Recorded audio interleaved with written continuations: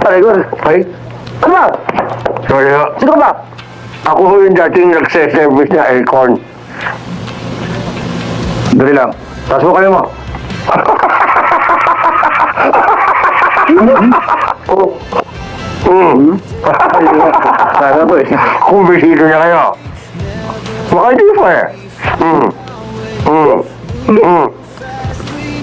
Ngayon kaya kayo. Sige, pasok na. Okay. Thank you. Excuse me.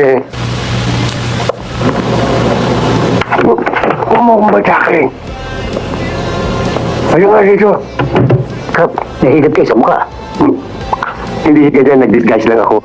Delikado, ba't kayo nagpunta rito? Ba't ka hindi pupunta? Hindi ka nagre-report sa opisina.